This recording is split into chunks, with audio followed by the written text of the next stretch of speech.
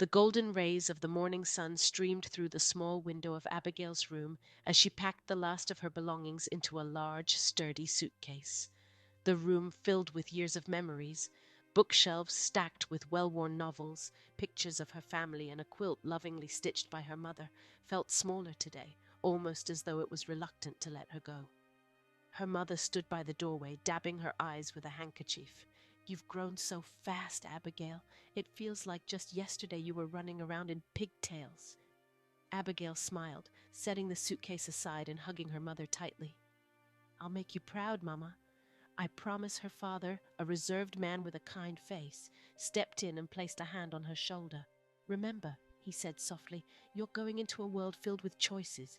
Not all of them will be good, but you've been raised to know right from wrong." "I know, Papa," she replied. "I'll stay true to myself." The journey to Greenwood University was a blur of excitement and nerves. As the bus wound its way through bustling towns and serene countryside, Abigail imagined what life on campus would be like. New friends, new opportunities, and a chance to chase her dreams. It all felt within reach. Greenwood University was like a city within a city. The towering buildings, sprawling green lawns, and winding stone pathways brimmed with life. Students hurried across campus, clutching books and backpacks, their laughter and chatter mingling with the sound of birds perched on ancient oak trees. Abigail stepped out of the taxi, clutching the worn handle of her suitcase, her heart pounding with a mix of excitement and trepidation. This was her first taste of independence, and it was as thrilling as it was daunting. Her father had always spoken of education as the great equalizer. "You'll go further than we ever did," he had said. And now, standing in the shadow of Greenwood's towering clock tower, Abigail felt the weight of those expectations. The hostel was a modest L-shaped building surrounded by flowering shrubs. The entrance bustled with activity, students unpacking boxes, parents offering last-minute advice, and wardens trying to bring order to the chaos. Abigail weaved through the crowd and finally found her assigned room. Inside, three girls were already chatting animatedly. The room was simple: 4 single beds, a shared wardrobe, and a desk cluttered with books and trinkets. "Hi, you must be Abigail," a girl with long braids said, bounding over to her with a bright smile. "I'm Sophia." Abigail returned the smile, instantly warmed by Sophia's energy. "Nice to meet you." Clara, lounging on one of the beds, gave Abigail a once-over. Her sharp eyes and confident posture immediately set her apart. "Welcome to the madness," Clara said with a smirk. "We're all trying to survive this place." The third girl, Vanessa, gave a small wave. She was quieter, her demeanor more reserved, but her gaze was observant. The girls helped Abigail settle in, and by the end of the evening, they were laughing over stories of high school and speculating about the university's quirks. Abigail felt a sense of relief. These girls were different from her childhood friends, but they seemed kind and welcoming.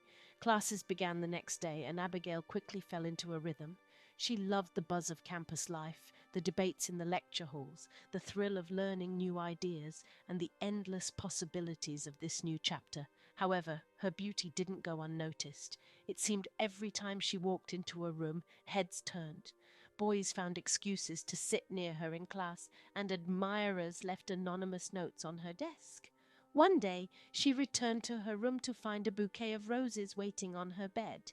"Another one?" Clara said, arching an eyebrow. "You're practically royalty on this campus." Sophia giggled. "You're going to have a line of suitors outside the door soon." Abigail blushed, gently setting the bouquet aside. "It's just attention. It doesn't mean anything." But the admiration didn't stop there. During lunch, boys would hover near her table trying to strike up conversations. At the library, they found reasons to offer her help she didn't need, and as much as she tried to downplay it, the attention began to draw whispers from her peers. "She's too perfect," Clara muttered to Sophia one evening after Abigail had gone to bed. "She acts like she's above it all." Sophia hesitated. "She's just quiet. Maybe she's shy. She's self-righteous," Clara snapped, "and I don't trust her." As weeks turned into months, the roommates fell into an easy rhythm. They studied together, gossiped late into the night, and shared meals in the cafeteria. Abigail enjoyed their company, but she often declined their invitations to parties or late-night outings. "You're such a bore, Abigail," Clara teased one evening as they lounged in their room. You never come with us to have fun. I don't think parties are really my thing, Abigail replied with a small laugh. She was seated on her bed, her Bible resting on her lap. Clara raised an eyebrow. So, what is your thing? Abigail hesitated. She had always been private about her values, knowing not everyone would understand, but the room felt warm and safe, and her roommates' curious gazes made her feel like she could trust them. I guess I've never really talked about it, Abigail began, setting the Bible aside. I was raised to believe in waiting, for love, for the right time. I'm a virgin. The words hung in the air, the weight of them palpable. Sophia's eyes widened slightly while Vanessa looked away, her face unreadable. Clara's expression, however, was inscrutable. I've decided to wait until I'm ready, maybe even until marriage, Abigail continued, her voice steady. It's something I've thought a lot about. It's a promise I made to myself. Sophia broke the silence with a small laugh, though it sounded forced. That's really admirable. Vanessa nodded but said nothing, her gaze fixed on the floor. Clara, however, leaned back against the wall, her lips curling into a smirk. So what you're saying is, you're better than the rest of us? No! Abigail said quickly, her cheeks flushing.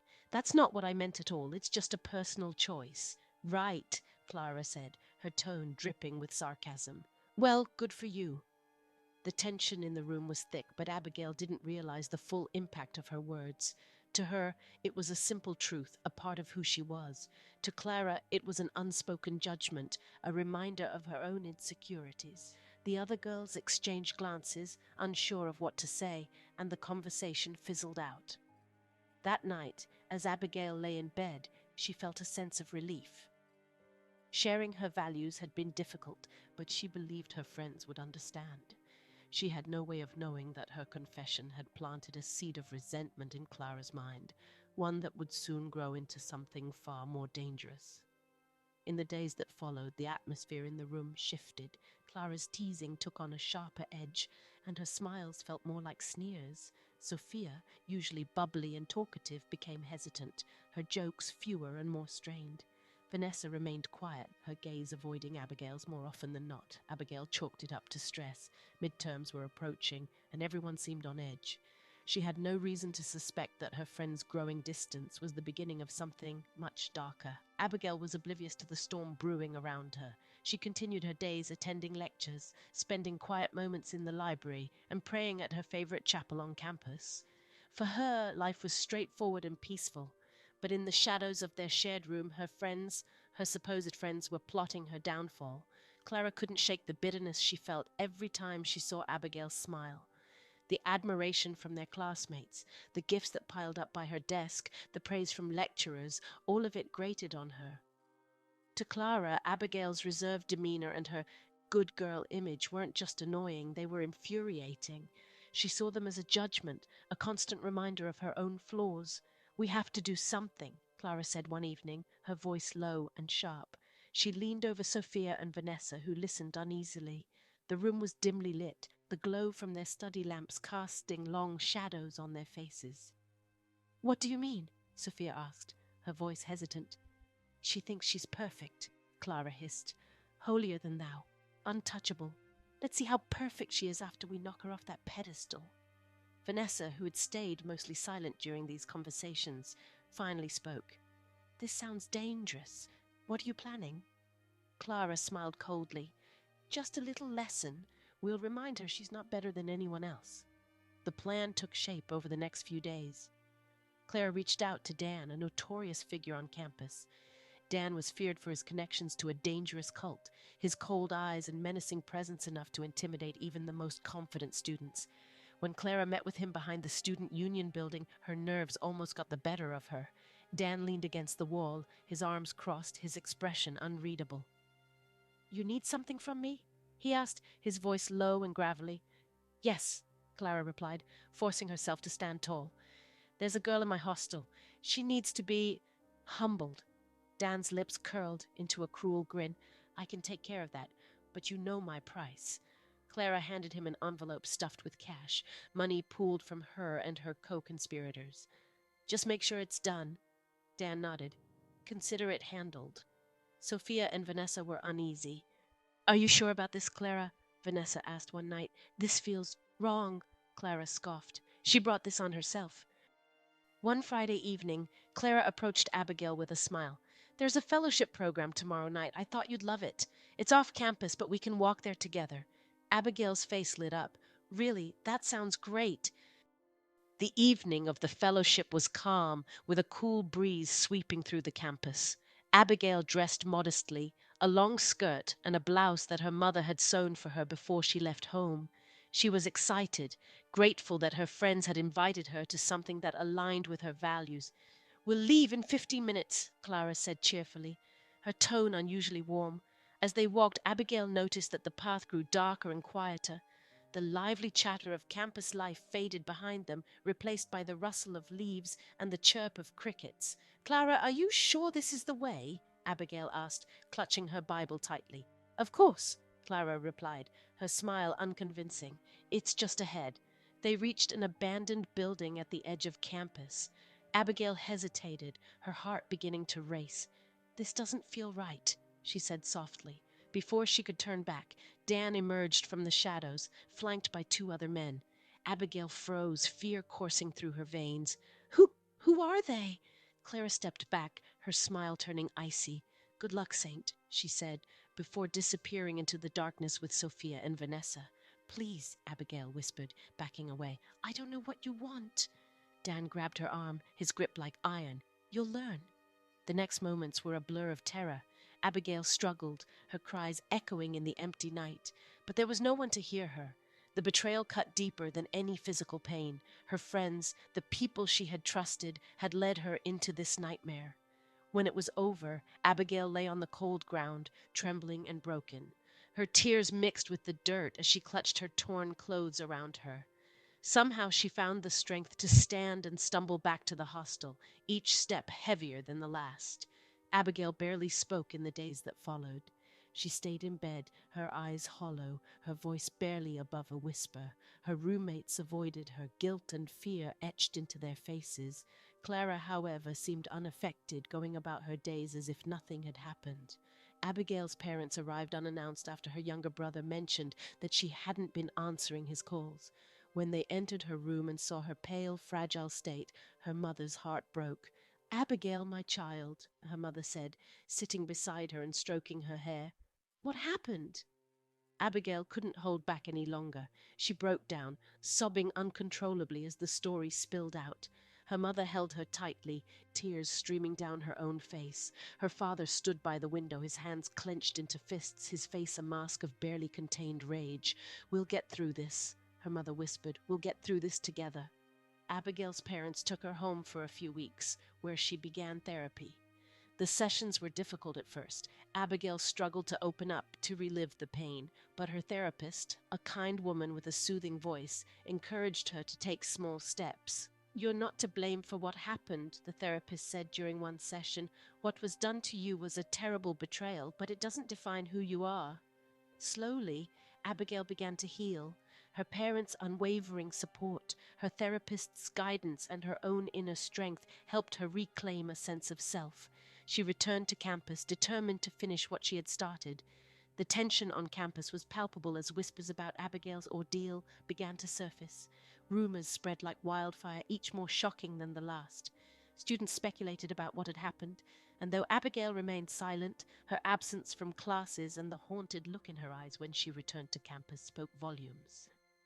Abigail's parents, determined to ensure justice for their daughter, reported the incident to the university administration. The dean of students, a no-nonsense woman with a reputation for fairness, called an emergency meeting. "This will not be swept under the rug," the dean declared, her voice sharp and resolute. "We owe it to our students to investigate thoroughly and act decisively." The university formed a disciplinary panel, and a thorough investigation was launched. Abigail was called in to recount her experience, a process that was both grueling and cathartic. With her therapist's guidance, she found the strength to tell her story. Though it was painful, she understood that her voice was a critical part of the justice process. The panel also questioned Clara, Sophia, and Vanessa. At first the three tried to deny their involvement, but cracks began to appear in their stories. Vanessa, unable to bear the weight of her guilt, eventually broke down and confessed everything. "I didn't want to go along with it," she sobbed. But Clara, she wouldn't stop. She said we had to teach Abigail a lesson. I should have stopped it. I should have done something. Vanessa's confession was the turning point. The panel gathered evidence, including texts between Clara and Dan that detailed their plan. Clara's arrogance crumbled under the weight of the proof, and her usual sharp wit was replaced with stammering excuses. It was a joke, Clara insisted during her hearing. We didn't mean for it to go this far. But the panel was unmoved. You put another student in harm's way, betraying her trust and endangering her life. This is not something we take lightly. The final decision was swift. Clara, Sophia, and Vanessa were expelled from the university, their reputations in tatters. Dan was arrested, his involvement in the assault and other criminal activities coming to light. For Abigail, the sight of her former friends leaving campus in disgrace was bittersweet.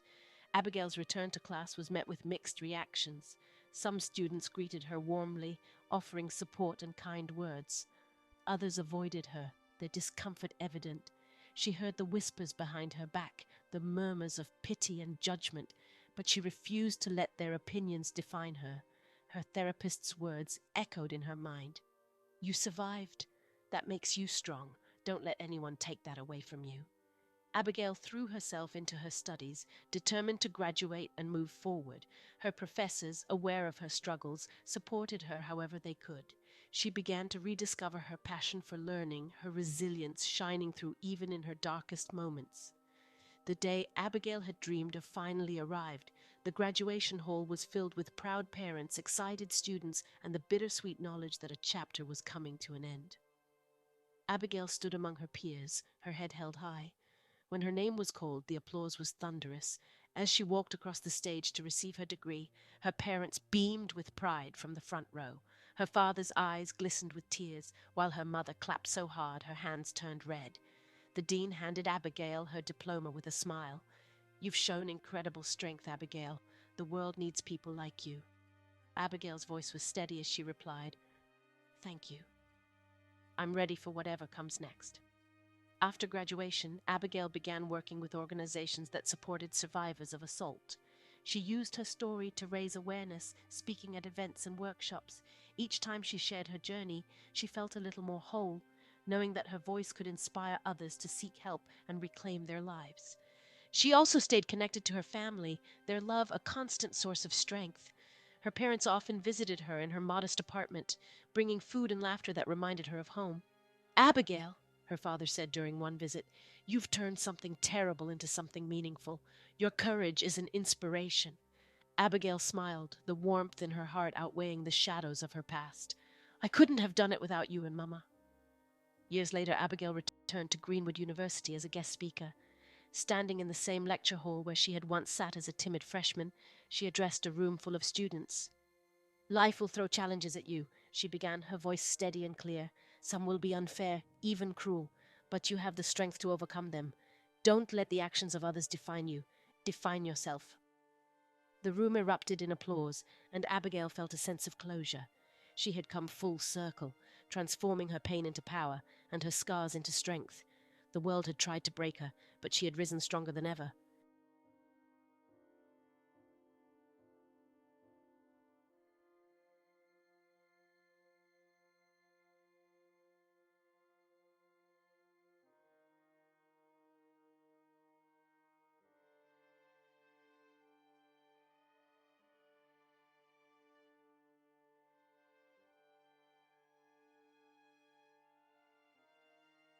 Hello, beautiful people. A huge thank you for your support and for engaging with my stories.